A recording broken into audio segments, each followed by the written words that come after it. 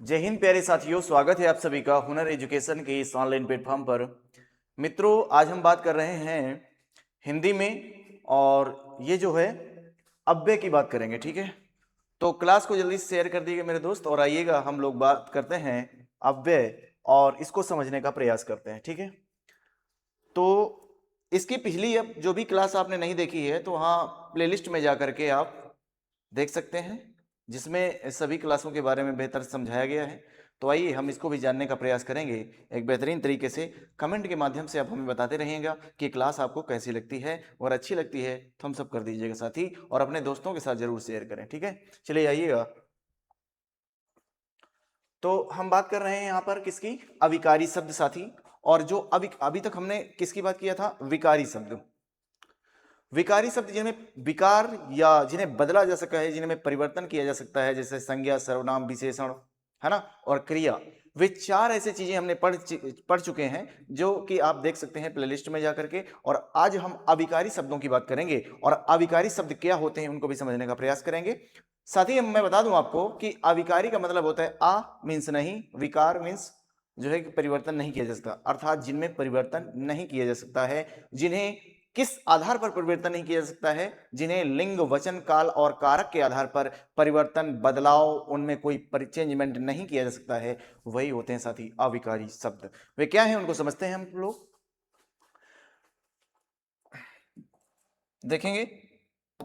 साथ ही यहां पर दिया गया है कि अविकारी शब्द, और वे अविकारी शब्दों की हम चर्चा कर रहे हैं। परिभाषा क्या है कि वे शब्द जिनमें लिंग, वचन, काल और कारक के आधार पर परिवर्तन नहीं किया जा सकता है। ठीक है, वे अविकारी शब्द जिन्हें हम अव्यय भी कहते हैं। ठीक है, जैसे जहां, किंतु, कुछ ऐसे टर्म दिए गए हैं, इस तरह से आप देख पाएंगे उसको। ठीक है, और अव्यय के भेद की बात करें कि यहाँ इसके कितने प्रकार होते हैं। अव्यय जो है अविकारी है, अर्थात हमको अविकारी कहें या अव्यय कहें। आ मीन्स व्यय, आ मीन्स नहीं, और व्यय मीन्स खर्च हो, जो कभी खर्च नहीं हो, जो कभी व्यय नहीं हो, जिनमें परिवर्तन नहीं किया जा सकते, अर्थात वही चीज है। ठीक है, इनके कुल चार भेद हैं दोस्तों, चार भेद हैं, लेकिन एक और बढ़ जाता है तो कुल मिला करके यहां पर पांच भेद हो जाएंगे, इस बात को भी समझिएगा।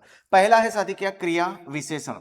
तो क्रिया विशेषण अव्यय है, संबंध बोधक अव्यय है, समुच्चय बोधक अव्यय और विस्मयादि बोधक अव्यय। और बाद में आता है साथी निपात। तो निपात को जोड़ करके कितने हो जाते हैं? पांच। वैसे कितने हैं साथी? चार हैं। तो इस बात को भी आप लोग याद रखेंगे। कभी कभी इस तरह से पूछ सकता है कि बताइए अव्यय की संख्या कुल कितनी है। अकॉर्डिंग टू ऑप्शन कह सकते हैं, अगर चार दिया जाएगा तो चार सही है, पांच दिया जाएगा तो पांच सही है। चार और पांच दोनों में से करेंगे तो ज्यादा वाला आप लगाइएगा, पांच वाला। ठीक है, याद रखिएगा। आगे आए, अब देखिएगा क्रिया विशेषण अव्यय, ये क्या होता है दोस्तों? अभी हम बात कर रहे थे कि अव्यय पांच तरह के हैं, है ना।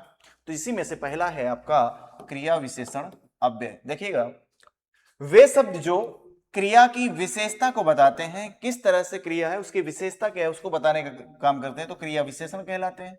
इसके चार भेद हैं साथी। स्थानवाचक क्रिया विशेषण, जो स्थान का बोध कराए, जैसे कहां पर, कौन कौन स्थान कहां पर होगा। कालवाचक की बात करें तो समय का बोध कराए, कब कोई घटना हुई होगी, इस तरह से। परिमाणवाचक क्रिया विशेषण की बात करें, उसमें मात्रा, कब, मतलब कितना, कोई मात्रा है, कितनी मात्रा है, कितना है, ये सब चीजें करके। और रीतिवाचक विशेषण की बात करें तो रीति, ये ढंग की बात करेगा, मतलब किस तरह से कोई कार्य हुआ है।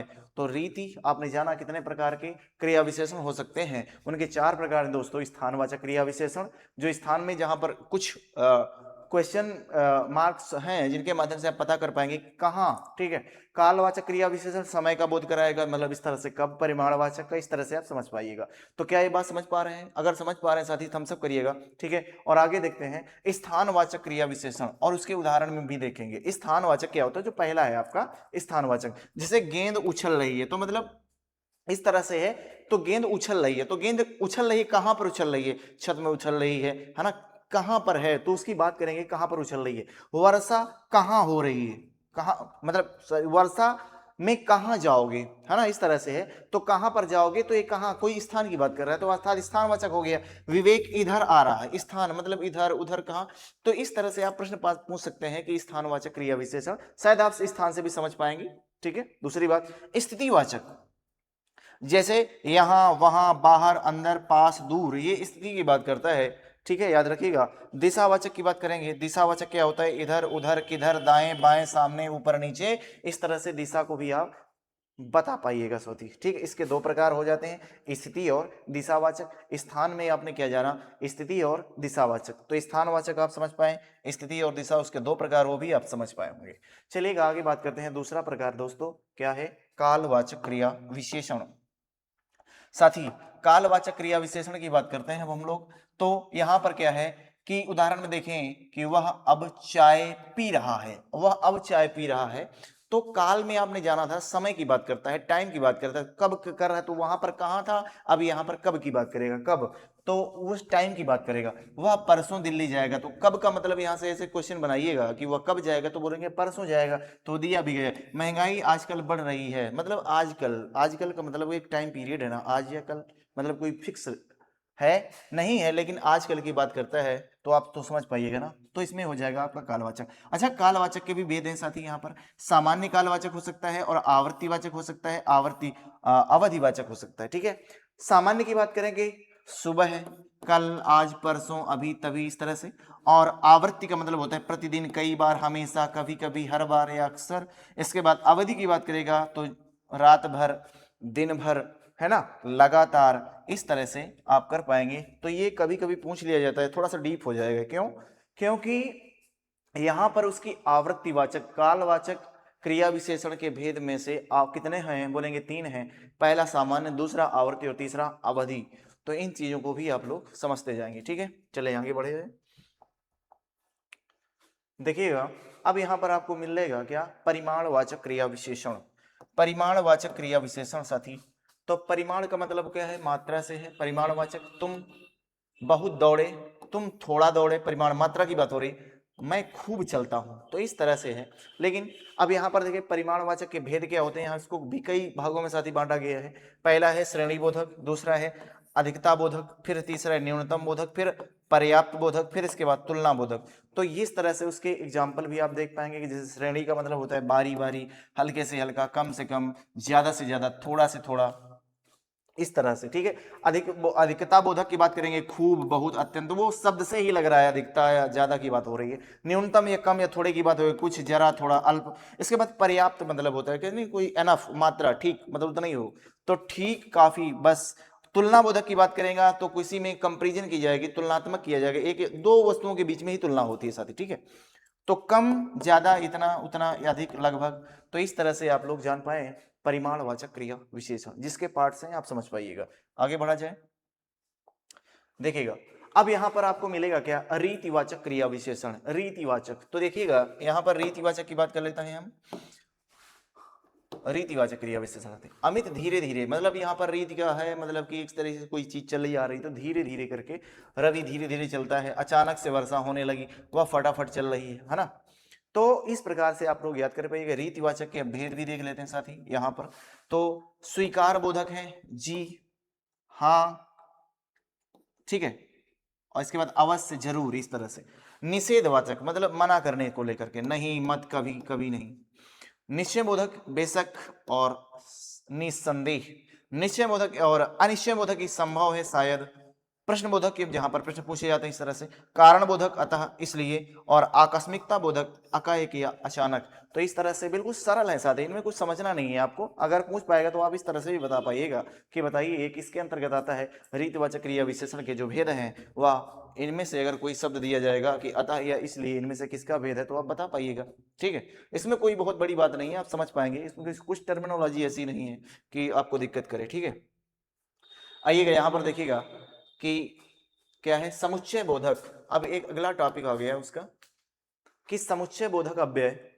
तो समुच्चय बोधक में साथी यहां पर समुच्चय की बात करेगा, है ना, ग्रुप की, इस तरह से बात करेगा कि दो शब्दों, वाक्यों एवं वाक्यांशों को जोड़ करके समुच्चय बोधक, दो शब्द या वाक्य को जोड़ करके एक समुच्चय बोधक शब्द बनाया जाता है। जैसे राकेश और प्रिया बाहर है, तो यहां पर और जोड़ने वाला आ गया, प्रिया बाहर है, तो राकेश और, तो यहां पर समुच्चय बोधक कौन हो रहा है, और होता है। तो समुच्चय बोधक अव्यय के प्रकार की बात कर सकते हैं साथी कि कौन है।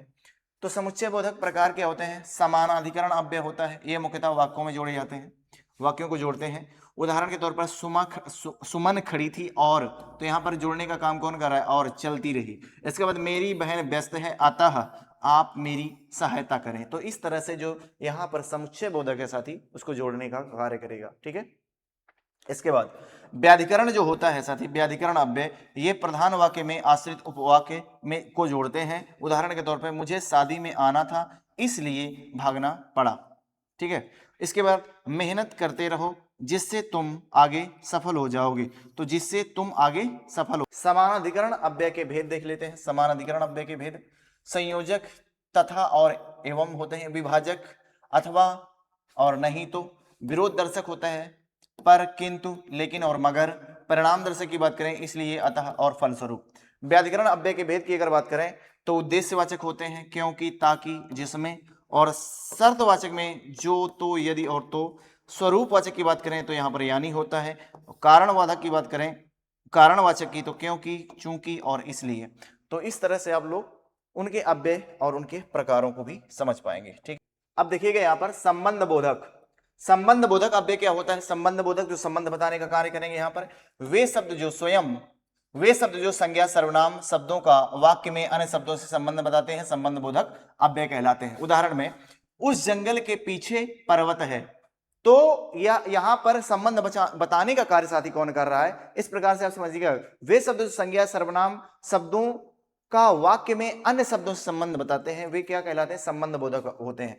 चंचल मित्रों के साथ शिमला गई, है ना, किसके साथ गई? चंचल मित्रों के साथ शिमला गई।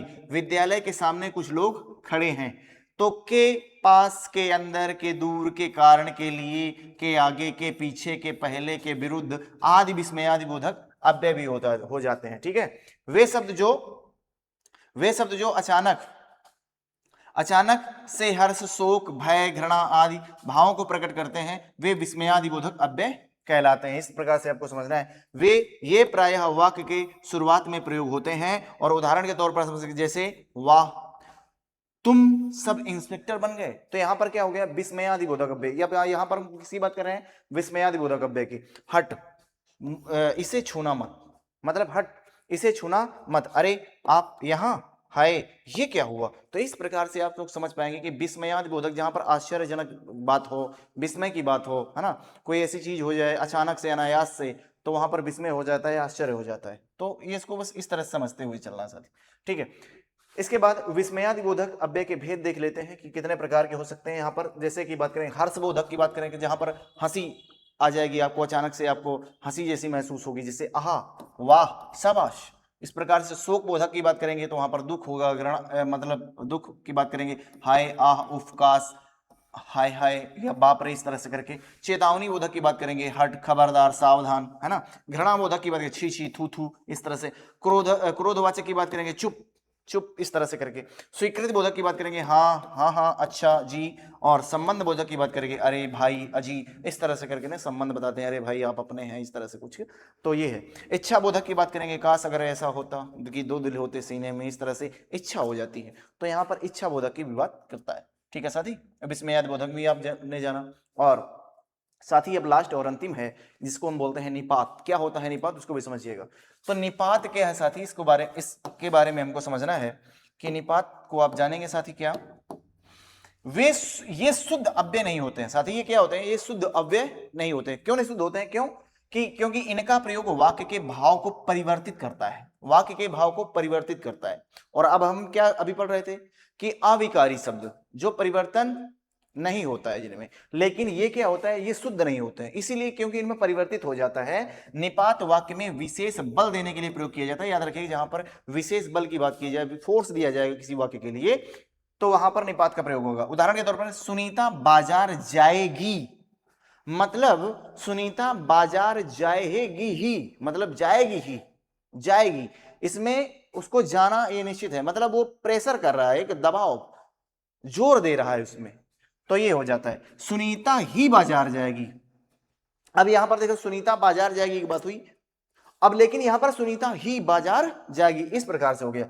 रवि ने ही सारी बातें की, रवि ने बातें की, बात ठीक थी, लेकिन रवि ने ही सारी बातें की, तो जो ही शब्द आया है, और तो वो क्या हो जाएगा? यही है साथी निपात। अनामिका ने ही सविता को मारा, तो यहां पर इस प्रकार से मैं भी उसके साथ जाऊंगा, तो मैं उसके साथ जाऊंगा तक ठीक था, लेकिन मैं भी उसके साथ जाऊंगा, इसका मतलब है कि वह जोर दे करके, प्रेशर दे करके वो कार्य हो रहा है, वहीं पर साथी निपात होता है। साथी समझ पा रहे हैं आपको आप लोग? तो इस प्रकार से हमने जाना क्या, अविकारी शब्द, और जो लास्ट में हमने पढ़ा क्या, निपात के बारे में। समझ पाएंगे आप लोग? उम्मीद है ये क्लास आप समझ पा रहे होंगे। अगर नहीं समझ पा रहे हैं दोबारा से थोड़ा सा फिर से देख लीजिएगा साथी।